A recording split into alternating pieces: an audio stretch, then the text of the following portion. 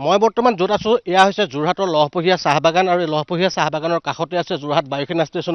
ষ্টেচনটো আৰু নিচেই কাষতে এই ৱালৰ কাষতে আজি দিনৰ প্ৰায় 10:30 বজাত প্ৰচণ্ড শব্দৰে AN-32 বিমানখন বিস্ফোৰিত হয় আৰু লগে লগে সমগ্ৰ অঞ্চলটো ধোঁৱাৰে আৱৰি ধৰে আৰু এই সময়ত ইয়াতে চাহ বাগানত পাত তুলি থকা যিখন শ্ৰমিক আছিলে তেওঁলোক আতংকিত হয় আৰু আতংকিত হৈ শ্ৰমিকসকল ইয়াৰ পৰা আঁতৰি যায় আৰু এতিয়াও এই অঞ্চলৰ এইসকল লোক আতংকিত হৈ আছে তেওঁলোকে ৱালৰ কাষলৈ চাবলৈ গৈছিলে তেওঁলোকে বিমান দুৰ্ঘটনা হোৱাৰ খবৰ চাবলৈ গৈছিলে কিন্তু তেওঁলোকক চাবলৈ দিয়া নাই আৰু ইতিমধ্যে তেওঁলোকক তাৰ পৰা বায়ুসেনাৰ জোৱানে খেদি পঠিয়াইছে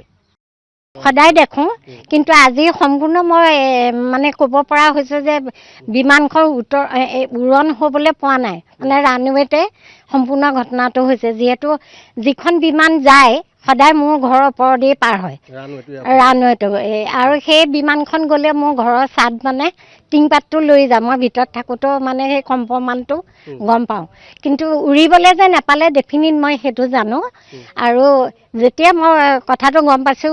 ইতিমধ্যে মই চাদৰ ওপৰত চোৱালে